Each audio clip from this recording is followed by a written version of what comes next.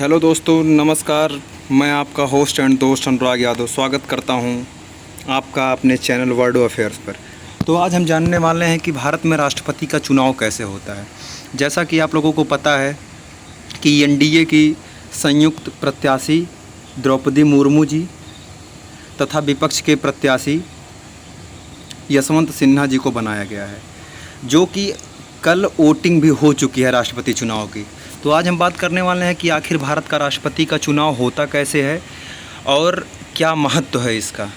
तो जैसा कि हम लोग जानते हैं कि भारत के अनुच्छेद 55 में वर्णित आनुपातिक प्रतिनिधित्व प्रणाली के एकल संक्रमणीय मत पद्धति, जिसे आप लोग सिंगल ट्रांसफरेबल वोटिंग सिस्टम भी कहते हैं, उसके द्वारा होता है। भारत के राष्ट्रपति को संसद के दोनों सदनों का यहाँ आशय है कि लोकसभा तथा राज्यसभा तथा साथ ही विधायिकाओं मतलब होता है विधानसभाओं, जो प्रदेश की विधानमंडल होते हैं उसके निर्वाचित सदस्यों द्वारा 5 वर्ष की अवधि के लिए चुना जाता है।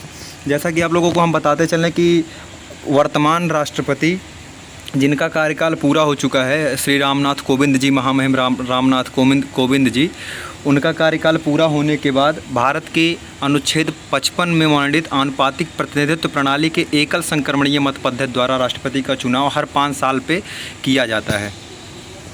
इसके बाद देखिए, ये इसका कुछ कटिंग है, पेपर कटिंग है कि राष्ट्रपति चुनाव के लिए मतदान आज मतलब ये मैं खबर एक दिन लेट आपके लिए ये वीडियो में बना पा रहा हूँ। विपक्षी कुंभ में बिखराव से द्रौपदी मुर्मू की बड़ी जीत के आसार। तो अगर वोट वैल्यू पूरा देखा जाए तो महामहिम द्रौपदी मुर्मू जी की जीत सुनिश्चित है। महामहिम हमने इसलिए बोला कि जीत सुनिश्चित ही है, ये भावी हमारे देश के राष्ट्रपति हैं, महामहिम बोलना स्वाभाविक है। देखिए, बात आती है सिंगल ट्रांसफरेबल क्या होता है। सिंगल ट्रांसफरेबल जो आपने अभी ये पढ़ा कि एकल संक्रमणीय मत पद्धति, इसे ही अंग्रेजी में सिंगल ट्रांसफरेबल वोट कहते हैं। इसके लिए अगर देखा जाए तो इस चुनाव में एक खास तरीके से वोटिंग होती है, आप लोग ध्यान से देखें, जिसे सिंगल ट्रांसफरेबल वोट सिस्टम कहते हैं। यानी वोटर एक ही वोट देता है, लेकिन वह राष्ट्रपति चुनाव में भाग ले रहे सभी उम्मीदवारों में से अपनी प्राथमिकता तय कर देता है। देखिए, इसका बात ये होता है कि जैसे मान लीजिए 2 प्रत्याशी खड़े हैं, जैसे मुर्मू जी हैं और यशवंत सिन्हा जी हैं। यशवंत सिन्हा, अब उनके पास इनके भी सामने कॉलम बना रहेगा, इनके सामने कॉलम बना रहेगा। अब ये इसमें दिया जाता है जो विधानमंडल के और राज्यसभा और विधानसभा के और लोकसभा के सदस्य होते हैं, उनके ये होता है कि आप किसे प्राथमिकता देते हैं। अगर आप मुर्मू जी को प्राथमिकता देते हैं तो आप एक यहाँ लिख देंगे, अगर यशवंत सिन्हा जी को प्राथमिकता देते हैं तो एक यहाँ लिख देंगे। लेकिन अगर आप यशवंत सिन्हा जी को द्वितीय प्राथमिकता देते हैं तो आप 2 यहाँ लिखेंगे। तो इस प्रकार यह होता है सिंगल ट्रांसफरेबल सिस्टम। ये देखिए, वोट देने वाला बैलेट पेपर पर अपनी पसंद, जो मैं आपको पहले बता चुका हूं कि वोट देने वाला बैलेट पेपर अपनी पसंद को पहले, दूसरे तथा तीसरे क्रमानुसार बताता है। तीसरे का आशय यह है कि अगर 3 प्रत्याशी होते हैं, जैसे अभी तो 2 ही प्रत्याशी हैं, लेकिन अगर ये 3 प्रत्याशी होते तो तीनों को क्रमानुसार बताता है। यदि पहली पसंद वाले उम्मीदवार के वोटों से विजेता का फैसला नहीं हो सका तो उम्मीदवार के खाते में वोटर की दूसरी पसंद के लिए नए सिंगल वोट की तरह ट्रांसफ़र किया जाता है।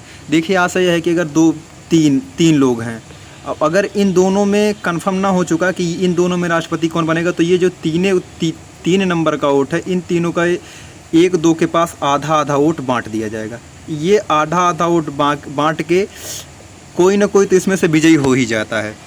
ये होता है सिंगल ट्रांसफरेबल सिस्टम। देखिए, विधायक का वोट कैसा गिना जाता है, तो ये देखा जाता है कि विधायक कौन से राज्य का विधायक है। जैसे यूपी का वेटेज सबसे अधिक है, जिसे 208 माना जाता है कि यूपी का वेटेज जो है, एक विधायक का वेटेज है 208। तो देखिए, विधायक के मामले में जिस राज्य का विधायक हो उसकी आबादी देखी जाती है। इसके साथ ही उस प्रदेश की विधानसभा की सदस्यों की संख्या को भी ध्यान में दिया जाता है। जैसा कि आप लोग जानते हो कि यूपी में विधानसभा सदस्यों की संख्या 403। वेटेज निकालने के लिए प्रदेश की जनसंख्या को चुने गए विधायकों की संख्या से बांटा जाता है। यहाँ पे ध्यान देने वाली बात है, वेटेज निकालने के लिए प्रदेश की जनसंख्या को, जैसे मान लीजिए अगर यूपी की जनसंख्या 25 करोड़ है, आप लोग ध्यान दीजिएगा, हाँ, अगर यूपी की जनसंख्या 25 करोड़ है, चुने गए विधायकों की संख्या से बांटा जाता है। चुने गए विधायक कितने हैं? 403 विधायकों की संख्या से इस तरह जो भी नंबर मिलता है उसे फिर 1000 से भाग दिया जाता है। अब देखिए, ये जो नंबर यहाँ पे मिल रहा है 25 करोड़ बटे 403, यहाँ पे समझने वाली बात यही है कि अगर 25 ध्यान दीजिएगा आप लोग, पेन नहीं चल रहा है मेरा, ऐसे ही समझ लीजिए कि इस तरह जो भी नंबर मिलता है उसे फिर 1000 से भाग दिया जाता है। अब जो आंकड़ा हाथ लगता है वही उस राज्य के एक विधायक का वोट का वेटेज होता है। 1000 से भाग देने पर अगर शेष 500 से ज़्यादा हो तो वेटेज में एक जोड़ दिया जाता है। अगर 1000 से भाग देने पर भी शेष जो बच रहा है वो 500 से अधिक है तो उसके वेटेज में एक और जोड़ दिया जाता है। सांसद के वोट की वैल्यू कैसे निकाला जाता है, ये देखिए, सबसे पहले सभी राज्यों के विधानसभाओं के चुने गए सदस्यों के वोटों का वेटेज जोड़ा जाता है। देखिए, जितने भारत में राज्य हैं, जितने भारत में विधानसभा के सदस्य हैं, उनके सदस्यों के वोटों का वेटेज पहले जोड़ा जाएगा।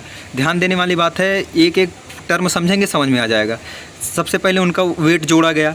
अब इस सामूहिक वेटेज का राज्यसभा और लोकसभा के चुने गए सदस्य की कुल संख्या से भाग दिया जाता है। देखिए, राज्यसभा लोकसभा में मिला के जितने भी सदस्य हैं, सपोज हम मान के चलते हैं सरल लिखिए कि अगर पूरे विधानसभाओं के वोटों का वेटेज जो है वो 1000 हुआ। अब इस सामूहिक वेटेज का राज्यसभा और लोकसभा के चुने गए सदस्यों की संख्या से भाग दिया जाता है। हम मान लेते हैं कि राज्यसभा लोकसभा में सदस्यों की संख्या 100 है, तो 1000 से 100 में भाग दिया गया तो बचा 10। इस तरह जो नंबर बचता है वह एक सांसद के वोट का वेटेज होता है। तो ये 10 जो बचा ये एक सांसद के वोट का वेटेज होता है। अगर इस तरह भाग देने पर शेष 0.5 से ज़्यादा बचता हो तो वेटेज में 1 का इजाफा हो जाता है। अगर इस तरह भाग देने पर जैसे 10 बचा, अगर 0.5 से ज़्यादा बच रहा है, अर्थात 0.5 से कम नहीं बचना चाहिए, तो 10 बच रहा है तो उसमें 1 ऐड कर दिया जाएगा, अर्थात एक जो लोकसभा का सदस्य है, राज्यसभा का सदस्य है, उसके वोट का वेटेज 11 हो जाएगा। देखिए कैसे होती है वोटों की गिनती। तो इसमें अगर देखा जाए तो राष्ट्रपति चुनाव जो होता है उसमें ये मायने नहीं रखता कि आप ज़्यादा वोट पाए हैं, इसमें मायने ये रखता है कि आपको 50% से अधिक वोट मिले हैं कि नहीं। यानी जो कुल वोटरों की संख्या है विधानसभा, लोकसभा, राज्यसभा सभी को मिला के आपको 50% वोट से अगर अधिक मिले हैं तभी आप जीतेंगे।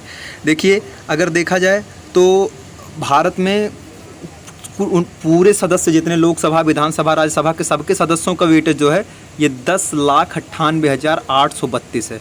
अगर इसमें से आपको 5,49,442 वोट हासिल हो गए तो आप ये कोटा पहले हासिल कर गए और आप बन जाएंगे भारत के राष्ट्रपति। भारत के राष्ट्रपति बनने के बाद फिर आपको अलॉट हो जाएगी आपका राष्ट्रपति भवन, जो कि रायसीना पहाड़ी पर स्थित है। बाकी बात ही फिर उसके बाद क्या है। देखिए, पहली पसंद का महत्व क्या होता है, जैसे मैंने आपको बताया था कि आपको जो पसंद होगा उसको 1 लिखेंगे, उसके बाद जो पसंद होगा 2 लिखेंगे, उसके बाद जो पसंद नहीं होगा उसको 3 लिखेंगे। तो पहली पसंद का महत्व यही होता है कि जब वोट की काउंटिंग होती है, इसमें ध्यान से देखिए, सांसद या विधायक वोट देते समय अपने मत पत्र पर क्रमानुसार अपनी पसंद के उम्मीदवार बता देते हैं। सबसे पहले सभी मतपत्रों पर दर्ज पहली वरीयता के मत गिने जाते हैं। जैसे जो ये पहला वरीयता आपने किया है इसके मत सबसे पहले गिने जाएंगे। यदि इस गिनती में कोई उम्मीदवार जीत के लिए जरूरी वेटेज कोटा हासिल कर ले तो वो इसकी जीत हो गई। अगर ऐसा ना हुआ तो फिर प्राथमिकता के आधार पर वोट गिने जाते हैं। अर्थात इसी में ये पहला गिना गया। अगर मतलब ये पहला आदमी 5,49,442 वोट पा गया तब तो वो जीत गया। अगर वो नहीं पाया 5,42,442 वोट अगर वो आदमी नहीं पाता है तो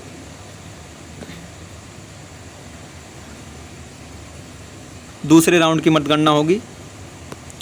देखिए, ये रहा भारत के राष्ट्रपति के चुनाव का सिस्टम कि भारत का राष्ट्रपति का चुनाव कैसे होता है। बस इतने बात होती है, बहुत ज़्यादा टिपिकल ये टॉपिक नहीं था, लेकिन आप लोगों को बताते चलें कि अभी तक जो खबरें निकल के आ रही हैं कि लगभग क्या पूरा ही मान के चलिए महामहिम श्रीमती द्रौपदी मुर्मू जी का राष्ट्रपति बनना तय है भारत का, अगले भारत का राष्ट्रपति। अगर ये राष्ट्रपति बनती हैं तो ये भारत की पहली महिला राष्ट्रपति होंगी, जो कि एक ठीक बात है। आशा करता हूँ आपको ये सारी जानकारी पसंद आई होगी। अगर आपको ये जानकारी पसंद आई हो तो अपने दोस्तों के साथ शेयर करना ना भूलें। बहुत बहुत धन्यवाद, बहुत बहुत आभार आपका। जय हिंद।